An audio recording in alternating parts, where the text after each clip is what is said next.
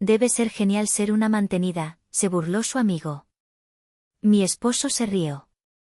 Esa misma noche, cambié las cerraduras de la casa que yo pagué. Le tiré las llaves de su auto, que también pagué, y le dije, buenas noches. El aire en el restaurante vibraba con una energía pretenciosa, una mezcla del zumbido de conversaciones egocéntricas y el tintineo de copas de vino absurdamente caras. Estábamos en Alquimia, uno de esos lugares de moda en la colonia Roma donde la comida era un mero pretexto para ser visto. Era el tipo de lugar que Benicio, mi esposo, adoraba.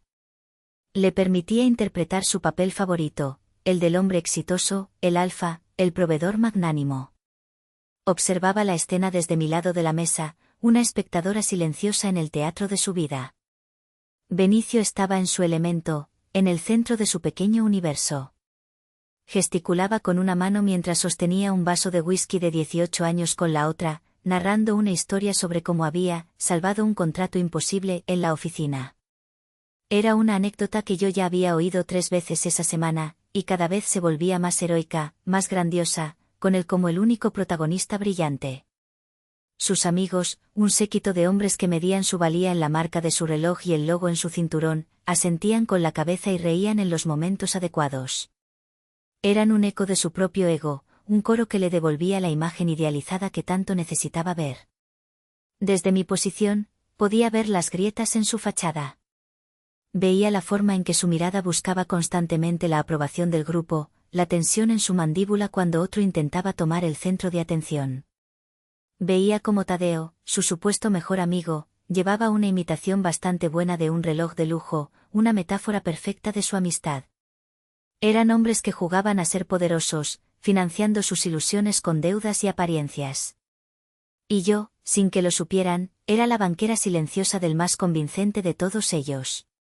Cuando llegó la cuenta, presentada en una discreta bandeja de cuero, Benicio ejecutó el gesto que tanto había practicado. Hizo una pausa en su historia, miró la cuenta sin verla realmente, y sacó su cartera con un movimiento estudiado.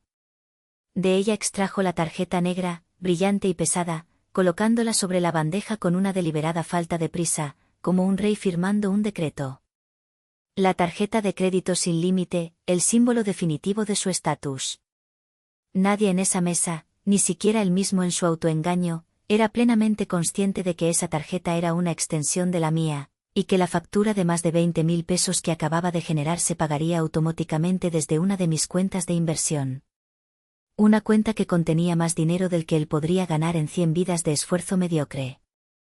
Yo era el secreto mejor guardado de mi propio matrimonio. A mis 32 años, ya había vivido una vida entera en el vertiginoso mundo de la tecnología.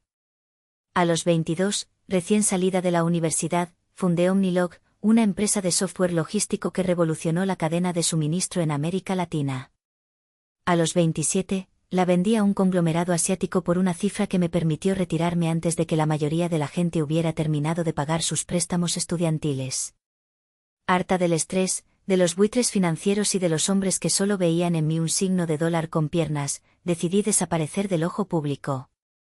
Me reinventé como Eulalia, la diseñadora gráfica freelance, la mujer tranquila y creativa que trabajaba desde casa en proyectos pequeños. Fue en esa nueva piel, en esa vida deliberadamente modesta, donde conocí a Benicio. Y por un tiempo, por 4 largos años, creí que había funcionado. Creí que había encontrado a alguien que me amaba por ser yo, por mi humor, por la forma en que arrugaba la nariz cuando me concentraba. Creí que había construido un amor real, inmune al brillo corruptor de mi fortuna. De verdad, hermano, te la rifaste, dijo Tadeo, su voz un poco más fuerte de lo necesario por el alcohol. Levantó su copa, derramando un poco de vino sobre el mantel de lino. Un brindis por Benicio, que no solo triunfa en el trabajo, sino que se consiguió una esposa guapísima que puede quedarse en casa todo el día, viviendo como reina. Salud por eso.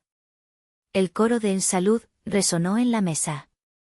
Benicio infló el pecho, su sonrisa era una mezcla de orgullo y falsa modestia. Sentí la primera punzada, una aguja fría en el estómago. La categorización de mi vida como un simple acto de quedarse en casa era un menosprecio que ya había aprendido a ignorar. Pero fue lo que Tadeo dijo a continuación lo que detuvo el tiempo. Se inclinó sobre la mesa, sus ojos vidriosos clavados en mí. Su aliento avino llegó hasta mi lado de la mesa.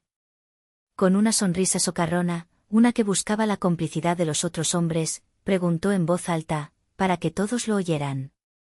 Oye, Eulalia, ya en serio, entre nos, qué buena vida te sacaste con este campeón, ¿eh?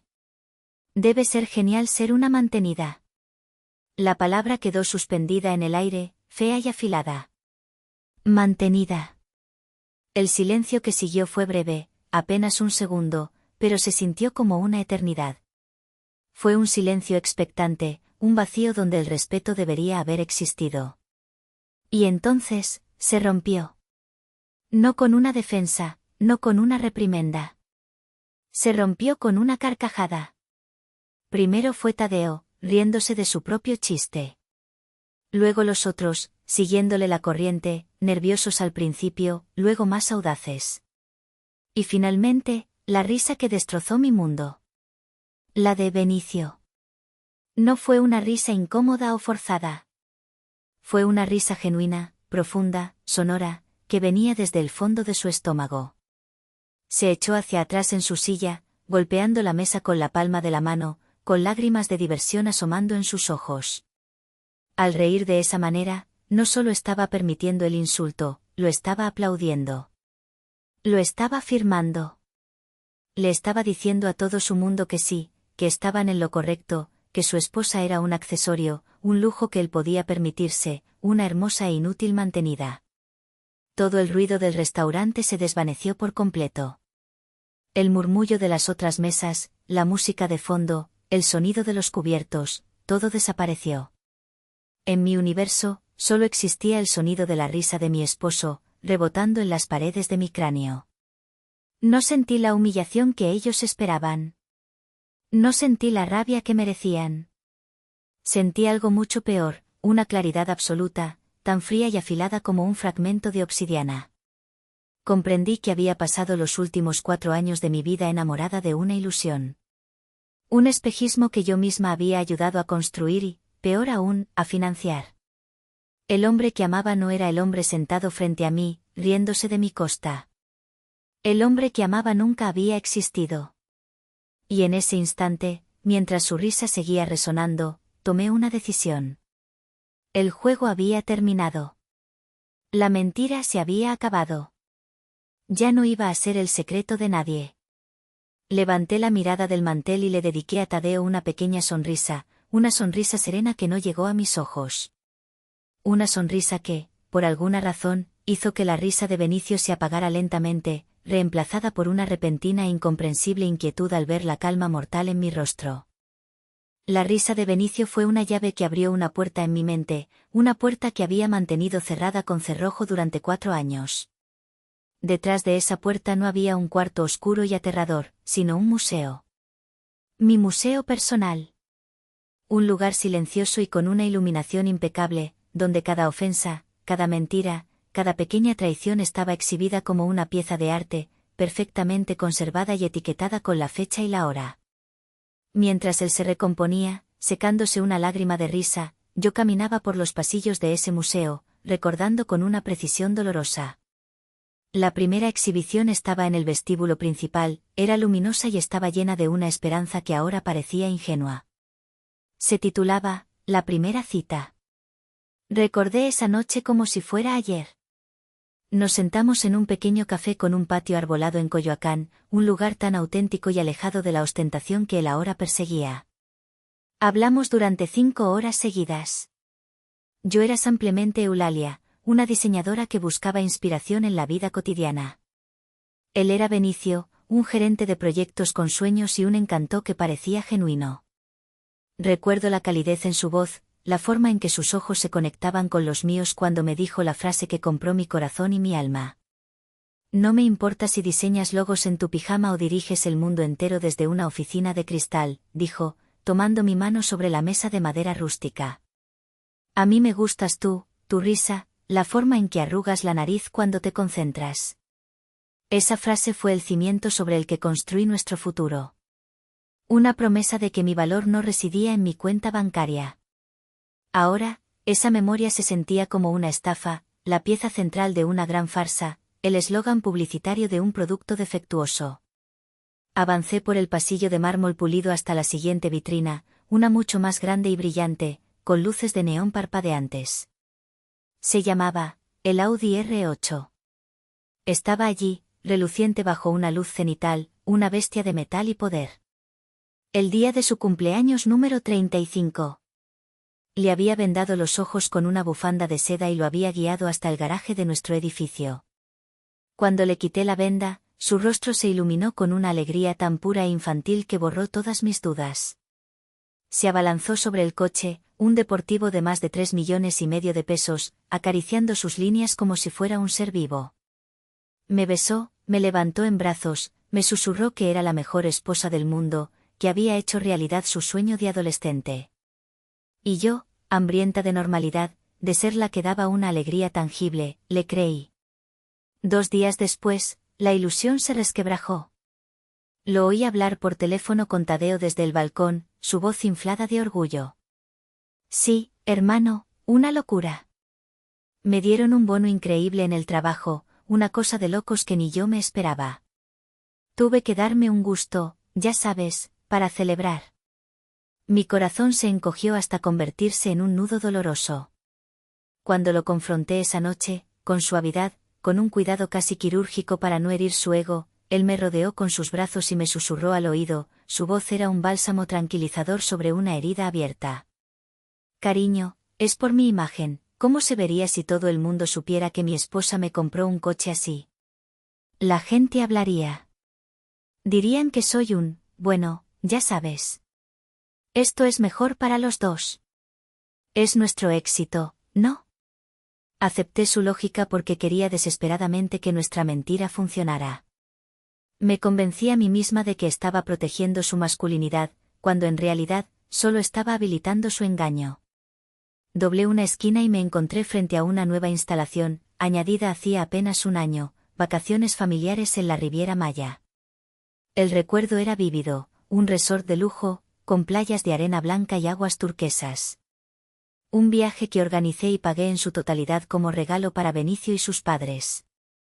Su madre, una mujer con una sonrisa dulce y comentarios afilados como cuchillos, pasó toda la semana haciendo alusiones a mi suerte. Qué afortunada eres, hijita, de que Benicio trabaje tanto para poder darte esta vida de lujos, me dijo mientras tomábamos el sol junto a la piscina. Miré a Benicio, esperando que aclarara el malentendido. Pero él solo sonrió y le dio un beso en la frente a su madre.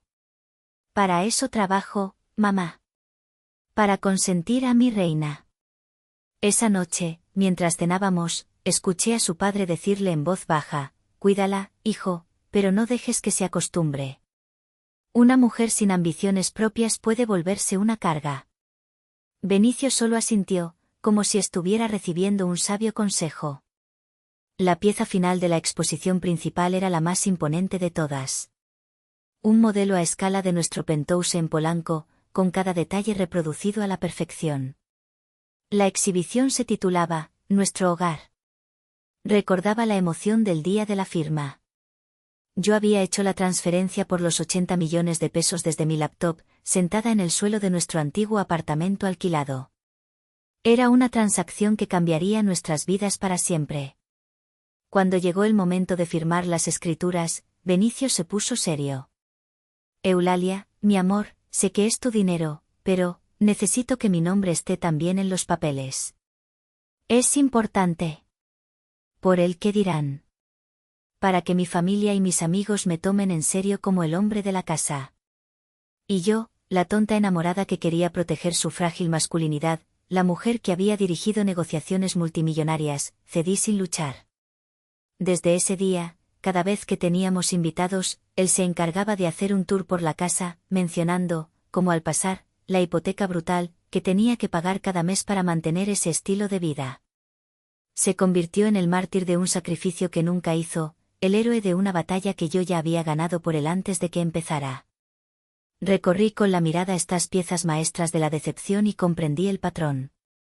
No era maldad pura, era algo más insidioso, una cobardía profunda, una inseguridad tan vasta como un océano. La incapacidad de aceptar que la mujer con la que dormía cada noche era infinitamente más poderosa y exitosa que él.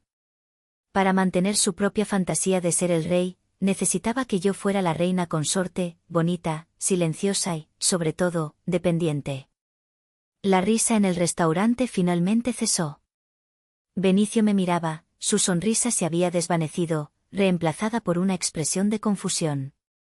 Debió de ver algo en mi rostro, un cambio sutil, como el endurecimiento del acero. Ya no lo veía con amor, ni siquiera con decepción. Lo estaba viendo como se ve un mal negocio. Una inversión fallida que estaba a punto de liquidar. El museo en mi mente cerró sus puertas. La visita había terminado. Había visto todo lo que necesitaba ver para tomar mi decisión final. Me enderecé en mi silla, tomé un sorbo de agua y miré a Benicio directamente a los ojos. Estoy un poco cansada, dije con una voz suave pero firme, una voz que no tembló.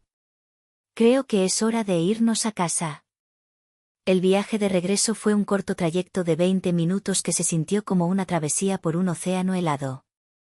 Desde la Roma hasta Polanco, las vibrantes luces de la Ciudad de México se deslizaban por las ventanillas del Audi R8 como confesiones de neón de una ciudad que nunca dormía. Pero dentro de la cabina de cuero y aluminio pulido, el silencio era total, denso y pesado, casi una presencia física. Benicio conducía con las dos manos firmemente aferradas al volante, sus nudillos blancos bajo el resplandor anaranjado de las farolas. Mantenía la vista fija en el asfalto, pero yo sabía que su mente corría a toda velocidad, tratando de descifrar el repentino cambio en la atmósfera, la tormenta que se gestaba tras mi calma antinatural. Él había intentado romper el hielo al principio. Al salir del restaurante, todavía eufórico por la noche de camaradería y validación masculina, había puesto la música a todo volumen, tarareando una canción de reggaetón que normalmente me hacía poner los ojos en blanco. ¡Qué noche, eh! Tadeo es un imbécil, pero es divertido, comentó, buscando mi complicidad. No respondí. Mi silencio era una pared, lisa e impenetrable. No reaccioné a sus comentarios sobre lo deliciosa que había estado la cena, ni a sus planes para el fin de semana. Después de un par de intentos fallidos, donde sus palabras rebotaban contra mi quietud, se rindió. Con un suspiro de frustración, apagó la música. El silencio que quedó era mucho más ruidoso que cualquier canción. Yo miraba por la ventanilla, no viendo realmente la ciudad que tanto amaba, sino proyectando mis pensamientos sobre el cristal. Cada semáforo en rojo era una pausa para la reflexión, cada aceleración era un paso más cerca del final inevitable. La claridad que había sentido en el restaurante no se había disipado, al contrario, se había solidificado, convirtiéndose en una determinación fría y dura como el diamante. Ya no había dudas. Ya no había, quizás, ni peros. Solo había un camino a seguir, una línea recta que atravesaba el caos de mis emociones pasadas. Finalmente, cuando estábamos a solo un par de cuadras de nuestro edificio, él no pudo más. La tensión era insoportable para alguien como él, alguien que necesitaba una constante retroalimentación positiva. Muy bien, ¿qué tienes?, preguntó, su voz tensa rompiendo el silencio como un cristal. ¿Vas a estar así toda la noche, con esa cara? Arruinaste el final de una buena noche, ¿sabes? No respondí de inmediato. Dejé que su acusación flotara en el aire, que se estrellara contra mi indiferencia. Quería que sintiera el peso de su propia superficialidad. ¿Es por la broma de Tadeo?, insistió, un tono de fastidio tiñendo sus palabras. La forma en que dijo broma implicaba que yo era la que no tenía sentido del humor, la que estaba mal. Por favor, Eulalia. No empieces con tus dramas. Era solo un chiste. Estábamos entre amigos, todos estaban bromeando. No fue un chiste, Benicio, respondí, mi voz era tranquila, casi un susurro, pero cortó el aire del coche con la precisión de un bisturí. Me giré para mirarlo por primera vez desde que habíamos salido del restaurante. La luz de un poste iluminó su perfil, la mandíbula apretada, los labios formando una línea delgada de impaciencia. Él resopló, una risa corta y sin alegría, llena de desdén. Claro que fue un chiste. El problema es que siempre te tomas todo demasiado en serio. Eres demasiado sensible. Por eso a veces es tan difícil estar contigo. Tienes que aprender a relajarte, a aguantar vara como todos los demás.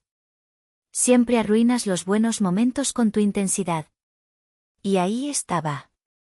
El golpe de gracia. La verdadera gota que derramó el vaso y rompió el dique de mi paciencia. No había sido el insulto público de Tadeo, ni siquiera la risa cómplice y traicionera de Benicio. Había sido esto.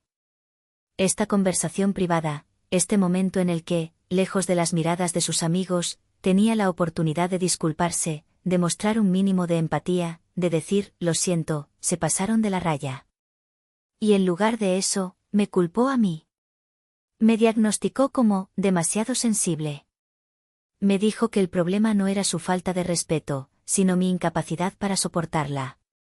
Me dijo, en esencia, que mis sentimientos estaban equivocados y eran un inconveniente para su diversión. En ese instante, el último rescoldo de afecto que sentía por él, la brasa moribunda que había intentado mantener viva con el oxígeno de la esperanza, se extinguió, dejando solo cenizas frías y la amargura de la pérdida de tiempo. Lo miré, pero ya no veía al hombre con el que me había casado. Veía a un extraño. Un extraño con miedos tan profundos que necesitaba minimizarme para sentirse grande. Un extraño que prefería aferrarse a una mentira cómoda antes que aceptar una verdad que lo hiciera sentir pequeño. Un extraño al que le había entregado mi corazón y mi confianza, y que los había pisoteado mientras se reía. Dejé de mirarlo y volví mi vista hacia el frente. El lujoso vestíbulo de nuestro edificio se acercaba, su entrada iluminada como el escenario de nuestro acto final. Tienes razón, Benicio, dije con una calma que lo descolocó por completo.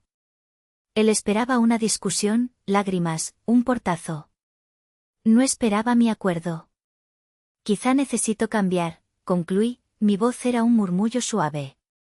Una sonrisa de suficiencia se dibujó en su rostro, apenas visible en la penumbra del coche.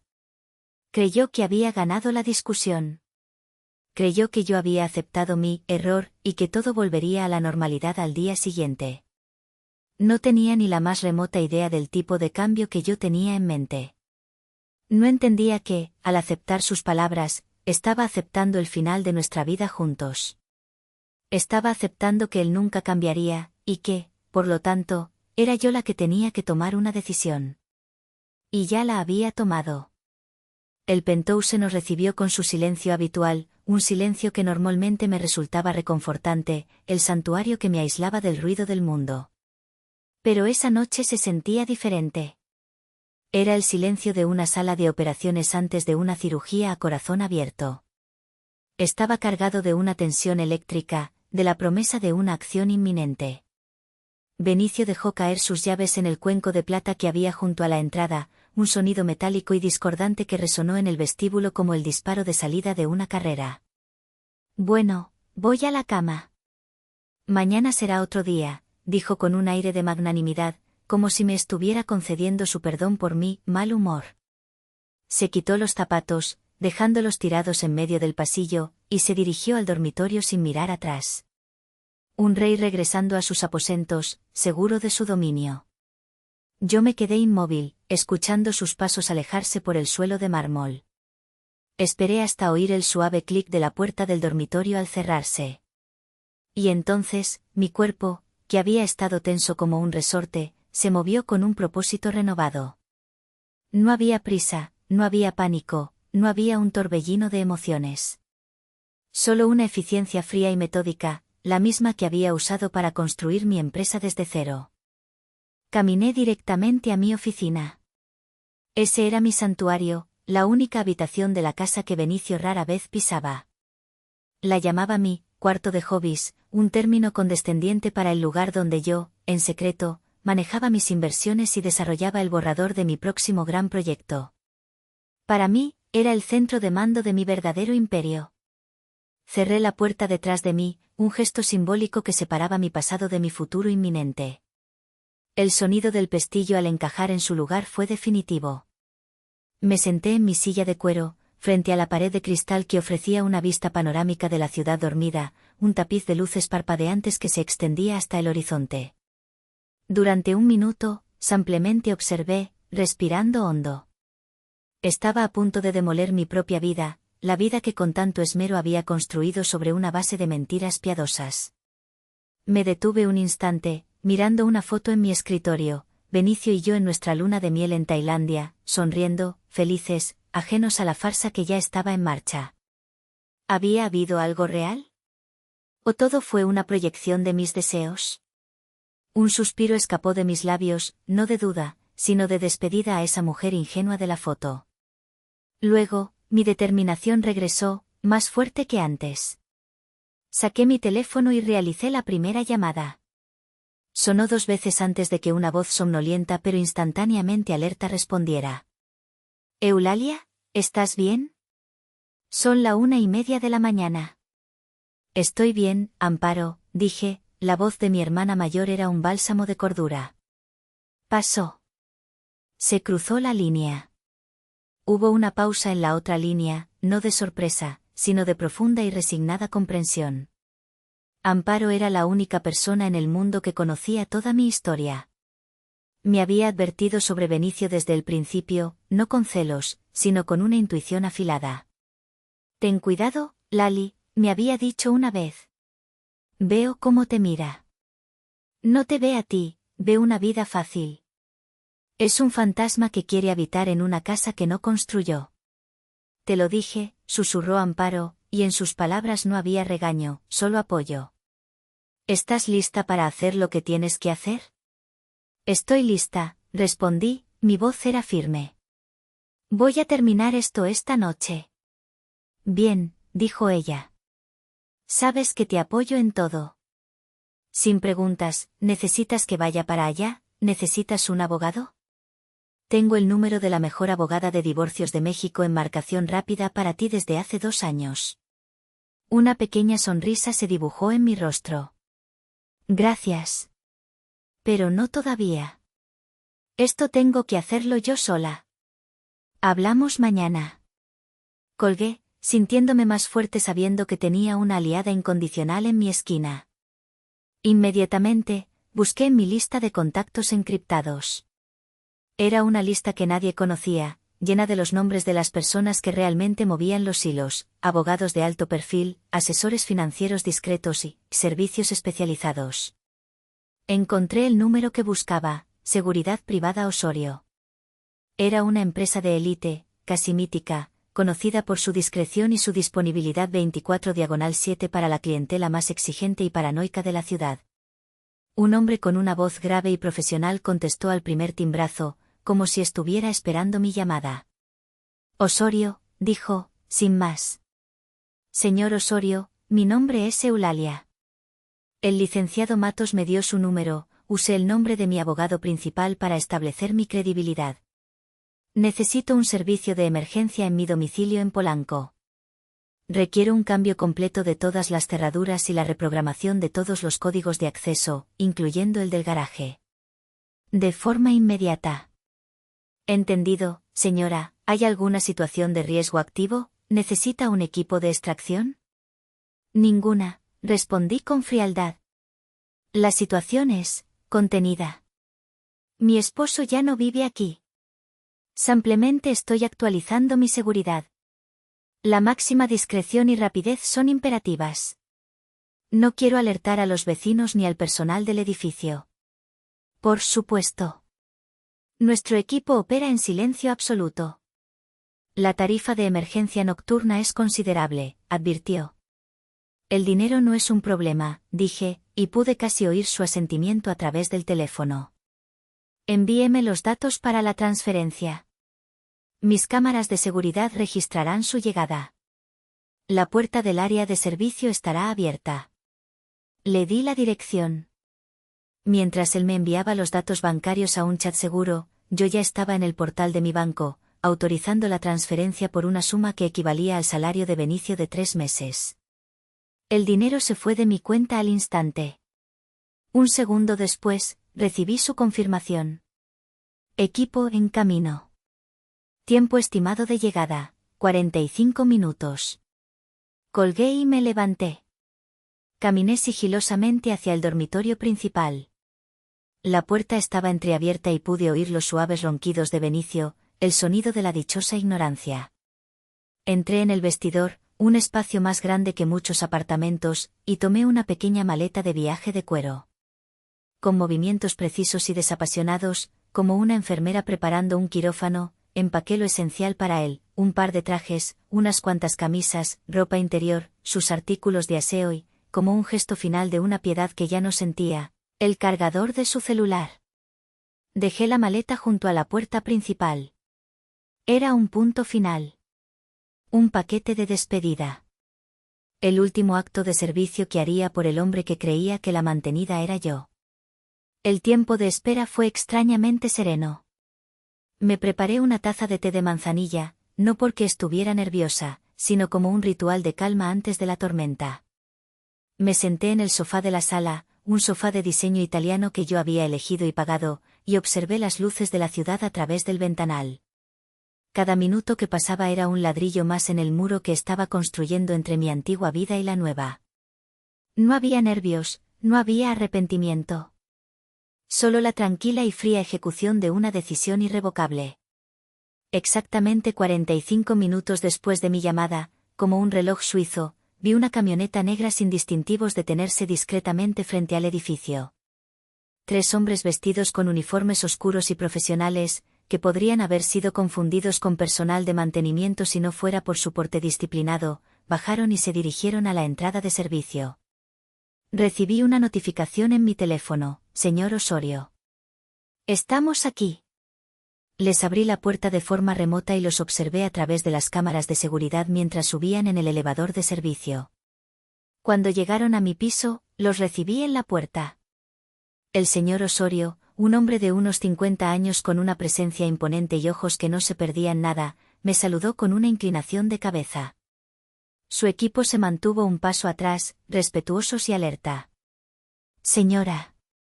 Procederemos con la máxima eficiencia y el mínimo ruido, dijo en voz baja, su voz era un murmullo grave. Se lo agradezco, señor Osorio. Por favor, le indiqué que pasara. Trabajaron como fantasmas. Eran un equipo perfectamente coordinado, comunicándose con señas y susurros casi inaudibles. Uno se encargó de la cerradura de alta seguridad de la puerta principal, desmantelándola con herramientas que parecían instrumentos quirúrgicos. Otro fue a la puerta de servicio.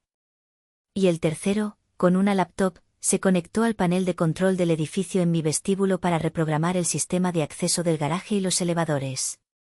Los sonidos eran mínimos, el zumbido casi silencioso de un taladro inalámbrico, el suave clic de los mecanismos, el tecleo rápido en un teclado. Mientras trabajaban, les ofrecí agua embotellada, un gesto de cortesía que pareció sorprenderlos. Estaba completamente en control. En menos de media hora, el trabajo estaba hecho. La fortaleza que había sido nuestro hogar ahora era solo mía. El señor Osorio se me acercó y me entregó un juego de llaves nuevas, pesadas y de aspecto formidable, junto con un pequeño control remoto. Todo está asegurado, señora. El sistema anterior ha sido completamente borrado. Nadie puede entrar sin estas llaves o los nuevos códigos que le enviaremos a su teléfono encriptado. Es usted la única administradora. Excelente trabajo, señor Osorio. Gracias a usted y a su equipo. Lo acompañé a la puerta, y desaparecieron tan silenciosamente como habían llegado. Cerré la puerta principal. El sonido del nuevo cerrojo de titanio al encajar en su lugar fue el sonido más satisfactorio que había oído en años. Fue un clac profundo, metálico y definitivo. Era el sonido de la libertad. Con el corazón latiendo a un ritmo firme y decidido, caminé hacia el dormitorio principal. La luz del pasillo se colaba por la puerta entreabierta, dibujando una línea sobre la cama donde Benicio dormía, ajeno a la revolución que acababa de ocurrir fuera de su puerta. Crucé la habitación y encendí la lámpara de su mesita de noche. La luz suave iluminó su rostro, relajado en el sueño, vulnerable. Por un fugaz segundo, sentí una punzada de algo parecido a la lástima. Era el fantasma del hombre del que me había enamorado, el hombre de la primera cita en Coyoacán. Pero la imagen de su rostro descompuesto por la risa en el restaurante borró cualquier sentimiento de compasión. Ese hombre vulnerable era una ilusión, el hombre real era el que se reía de mi dolor. Benicio, dije, mi voz no era alta, pero tenía un filo que cortó a través de su sueño. Despierta. Se removió, murmurando algo ininteligible, apartando la luz con una mano. Benicio. Levántate, repetí, esta vez con más firmeza. Abrió los ojos lentamente, parpadeando contra la luz. Me miró, su rostro una máscara de confusión somnolienta. Eulalia, ¿qué pasa? ¿Qué hora es? Es hora de que te vayas, dije, mi voz era plana, desprovista de toda emoción, como un cirujano anunciando un diagnóstico. Le tomó un momento procesar mis palabras. Primero, una sonrisa confundida apareció en sus labios. ¿Qué? ¿De qué estás hablando? ¿Tuviste una pesadilla? Intentó tomar mi mano, pero la retiré. No, respondí. La pesadilla se acabó. Levántate, por favor. Tu maleta está en la entrada. La mención de la maleta pareció anclar la realidad en su mente soñolienta. Se incorporó sobre sus codos, la confusión dando paso a la irritación. ¿De qué demonios estás hablando, Eulalia? ¿Te has vuelto loca? Es por la estúpida broma de Tadeo. Su voz empezaba a subir de volumen. Esta es mi casa, Benicio, dije, articulando cada palabra con una claridad cristalina para que no hubiera lugar a malentendidos. La pagué yo, con mi dinero. Y ya no eres bienvenido en ella. Así que te pido, por última vez, que te levantes, te vistas y te vayas. La incredulidad en su rostro fue reemplazada por una oleada de furia. La furia de un rey cuyo decreto es ignorado por un súbdito. Estás completamente loca, esta es mi casa tanto como tuya, mi nombre está en las escrituras, no voy a ir a ninguna parte.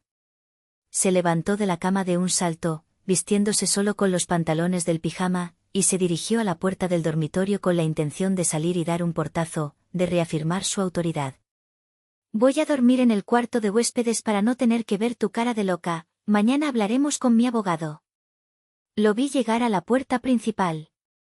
Lo vi girar la perilla con violencia. Y lo vi quedarse helado cuando la perilla no cedió.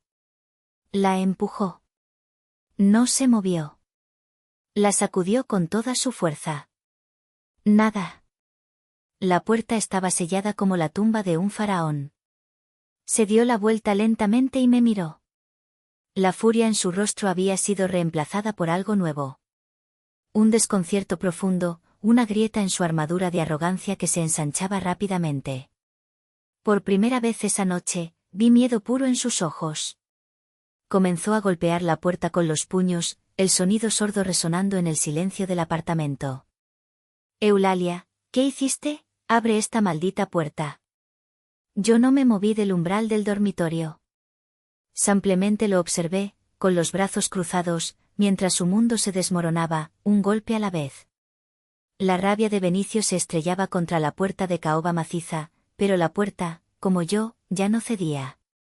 Sus golpes se volvieron más frenéticos, sus gritos más agudos, una mezcla de furia e incredulidad. Era el berrinche de un niño al que le han quitado su juguete favorito, magnificado por el ego herido de un hombre. Después de un minuto que pareció una hora, el agotamiento y la futilidad de sus acciones parecieron alcanzarlo. Sus golpes perdieron fuerza hasta convertirse en empujones débiles. Finalmente, se apoyó contra la puerta, respirando con dificultad, el sudor brillando en su frente bajo la luz tenue del vestíbulo. Fue entonces cuando su cerebro, finalmente, se puso al día con la nueva realidad. Dejó de usar la fuerza bruta y recurrió a la única herramienta que le quedaba. Sacó su celular del bolsillo del pantalón. La pantalla iluminó su rostro desencajado. Vi cómo buscaba mi nombre en sus contactos. Un segundo después, mi propio teléfono, que descansaba sobre la consola de mármol del vestíbulo, comenzó a vibrar. El sonido era obscenamente alto en el silencio. Dejé que sonara 3 veces, cada vibración una pequeña sacudida en el nuevo orden de mi universo. Luego, caminé tranquilamente, tomé el teléfono y contesté, activando el altavoz para que ambos pudiéramos ser testigos de esta conversación final en nuestro hogar compartido. Sí, dije, mi voz era serena. Eulalia, ¿se puede saber qué demonios está pasando? Su voz, distorsionada por el teléfono y la rabia, resonó en el apartamento. Abre la puerta ahora mismo, esto no es gracioso, ya basta de juegos. No estoy bromeando, Benicio, respondí, mi voz era un contrapunto de calma a su histeria. Te lo dije. Te tienes que ir. No puedes hacerme esto, tengo derechos, mi nombre está en las escrituras, maldita sea, esta es mi casa. Su voz se quebró un poco en la última frase, la confianza reemplazada por un borde de desesperación. Te equivocas, dije con una paciencia infinita, como si le explicara una lección simple a un niño lento. Tú tenías privilegios. Privilegios que yo te concedí y que tú diste por sentados. Y esta noche, en ese restaurante, los perdiste todos. Las cerraduras han sido cambiadas. Ya no vives aquí. Hubo un silencio atónito al otro lado de la línea. Pude oír su respiración entrecortada, el sonido de su mente tratando de procesar la enormidad de lo que estaba sucediendo. Estaba tratando de encontrar una grieta en mi lógica, una debilidad en mi resolución. No la encontró. Su furia se desinfló, reemplazada por un pánico creciente. ¿Y a dónde se supone que vaya? Su voz había perdido su filo, ahora era un temblor. Son las 2 de la mañana, Eulalia, hace frío, no tengo nada, ¿quieres que duerma en la calle? Esa era la pregunta que había estado esperando. La pregunta que sellaría la noche. La pregunta que me daría la oportunidad de mostrarle, no de decirle, la verdadera naturaleza de su situación. Caminé hacia el gran ventanal de la sala, el que daba a la entrada principal del edificio. Aparté las pesadas cortinas de seda y miré hacia abajo. Allí estaba él, una figura solitaria y patética bajo el resplandor amarillento de un farol, con el teléfono pegado a la oreja, mirando desesperadamente hacia mi ventana. Era la imagen perfecta de un rey destronado, exiliado de su propio castillo de naipes. Regresé al cuenco de plata donde Benicio había dejado caer sus llaves horas antes, en lo que parecía otra vida. Cogí el pesado llavero del Audi. El logo de los 4 aros se sentía frío y sólido en mi mano. Era el símbolo de su orgullo, el pilar de su identidad fabricada. Volví a la ventana y la abrí. No del todo, solo una rendija, lo suficiente para lo que tenía que hacer. El aire fresco y húmedo de la noche entró en la habitación, trayendo consigo el lejano murmullo del tráfico de una ciudad que nunca dormía. Eulalia, ¿sigues ahí? Por favor, di algo, suplicó su voz a través del teléfono. No respondí con palabras. Con un movimiento de muñeca, dejé caer las llaves por la rendija. Las vi caer, girando en el aire, brillando fugazmente al pasar por la luz del farol antes de golpear el suelo de piedra del patio con un tintineo metálico, agudo y definitivo. El sonido pareció resonar en toda la calle silenciosa. Benicio se sobresaltó por el sonido. Miró a su alrededor confundido, como un animal asustado, hasta que vio las llaves a sus pies. Luego, levantó la vista lentamente hacia mi ventana. Nuestras miradas se encontraron a través de la distancia. En la suya, vi una mezcla de incredulidad, humillación y una comprensión que finalmente comenzaba a amanecer, una verdad tan dura y fría como el pavimento bajo sus pies. A través del teléfono, que todavía estaba en altavoz, acerqué mis labios y dije mis últimas palabras de la noche. No fueron gritadas, no fueron susurradas con ira. Fueron pronunciadas con una finalidad absoluta, la calma de una puerta que se cierra para siempre. Buenas noches, Benicio. Colgué el teléfono. Cerré la ventana y corrí las cortinas, borrando la escena de mi vista. No necesitaba ver más. No necesitaba verlo recoger las llaves, ni mirar por última vez hacia el hogar que había perdido. No necesitaba verlo caminar hacia el coche de lujo que yo le había comprado, abrir la puerta, y sentarse en el asiento del conductor, el único refugio que le quedaba en el mundo que él creía haber construido. El coche que, irónicamente, ahora era su jaula. El silencio volvió al apartamento. Pero esta vez, no era un silencio tenso ni pesado. Era un silencio limpio. El silencio del espacio vacío. El silencio de un nuevo comienzo. Dormí profundamente, por primera vez en meses. Fue un sueño sin sueños, un descanso reparador que me limpió el alma de la fatiga acumulada de años de pretender, de tolerar, de encogerme para caber en la pequeña caja que Benicio había construido para mí. Cuando me desperté, los primeros rayos del sol se filtraban a través de las cortinas, pintando rayas doradas en la pared. Por un instante, la costumbre me hizo esperar oír el sonido de la ducha o el olor del café que Benicio a veces preparaba. Pero la casa estaba en completo silencio. Y en lugar de sentir un vacío, sentí una paz inmensa. El espacio que él ocupaba no estaba vacío, estaba lleno de mi propia presencia. Me levanté y me puse una bata de seda. Lo primero que hice, antes incluso de pensar en el café, fue caminar hacia el ventanal de la sala. Aparté una esquina de la cortina y miré hacia abajo. El Audi R8 seguía allí, una escultura de metal brillante y caro bajo el sol de la mañana. Era la única prueba física de que la noche anterior no había sido una pesadilla. Era real. Él había dormido en el coche. Vi una figura moverse dentro, y sentí una oleada de algo que no era ni piedad ni satisfacción. Era, simplemente, la confirmación de una consecuencia. Mi teléfono, que había dejado en silencio sobre la mesita de noche, era un campo de batalla digital. Tenía 37 llamadas perdidas de Benicio, una docena de Tadeo, y una avalancha de mensajes de texto de su madre, su hermana y varios de sus amigos. La curiosidad me tentó por un segundo. Abrí el mensaje de mi ahora ex suegra. Eres un monstruo, decía en mayúsculas. ¿Cómo te atreves a echar a mi hijo de su propia casa? Él te dio todo y así es como le pagas. Ya verás, esto no se va a quedar así. Leí el mensaje con una distancia clínica. Era la voz de una mujer defendiendo la misma fantasía que su hijo. La fantasía de que él era el proveedor, el rey. No sentí rabia. Simplemente sentí la tristeza de su ceguera voluntaria. Con una calma que me sorprendió a mí misma, seleccioné todos los mensajes sin leer los demás y los borré. Luego, bloqueé sus números, uno por uno. Fue un acto de higiene digital, de purga. Estaba limpiando mi vida de toda su toxicidad, cortando las malas hierbas de raíz. Me preparé una taza de café, uno de verdad, de grano de Oaxaca recién molido, y me senté en mi oficina. Abrí mi laptop y me sumergí en el trabajo, en mi verdadero mundo. Durante horas, me perdí en códigos, proyecciones financieras y reuniones por videoconferencia con mi equipo en Singapur y Londres. Hablé de adquisiciones, de inteligencia artificial, de futuros que estaban a años luz de la pequeña y sofocante realidad de Benicio.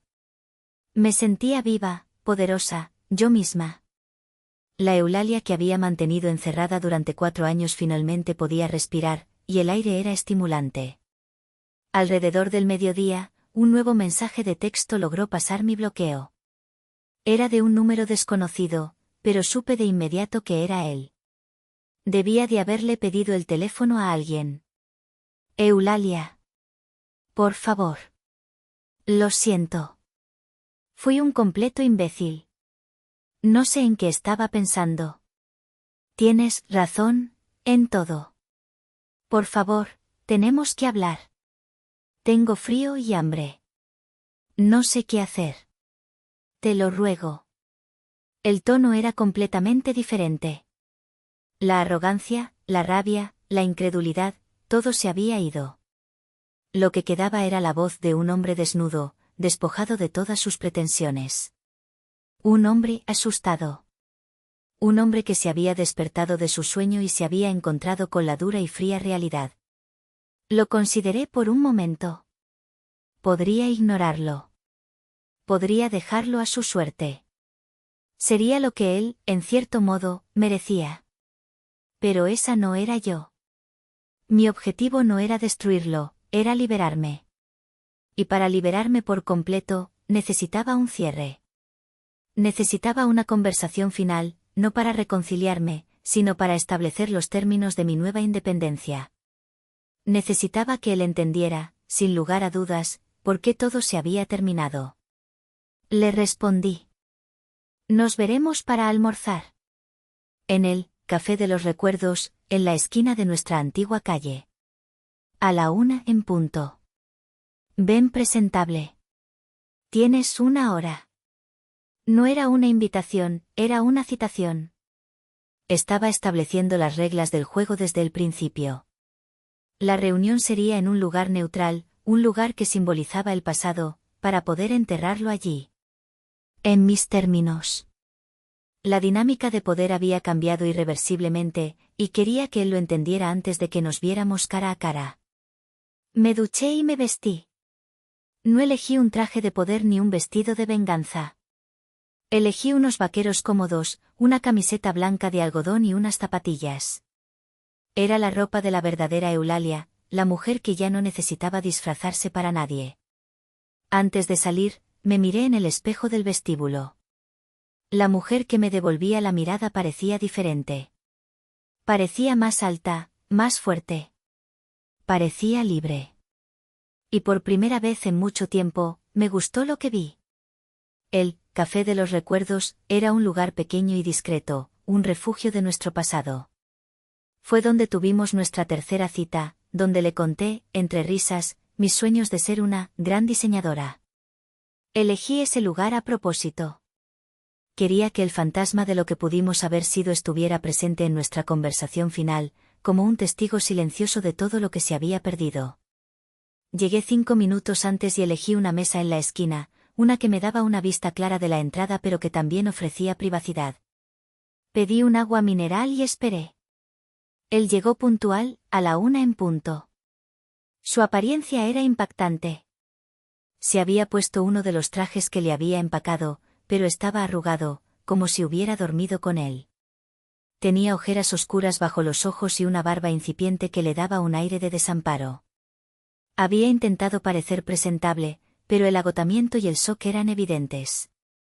Se sentó frente a mí, sin atreverse a mirarme a los ojos. Gracias por venir, murmuró, su voz era un susurro ronco. Pedí un café americano para ti, dije, mi tono era neutral. Supuse que lo necesitarías.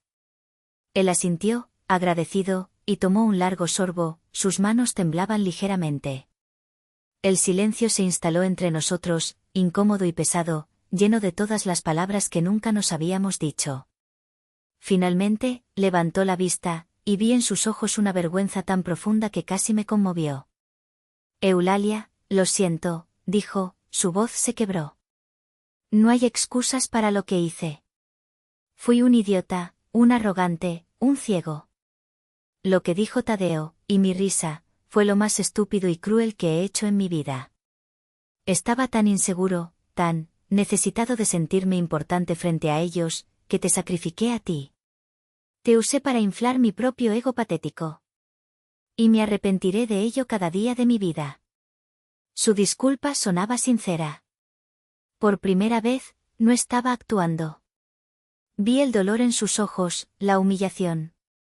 Y una parte de mí, una parte muy pequeña y antigua, sintió el impulso de consolarlo, de decirle que todo estaría bien. Pero entonces recordé el sonido de su risa, no el eco, sino el sonido real, y esa parte de mí murió para siempre. Dejé que terminara de hablar.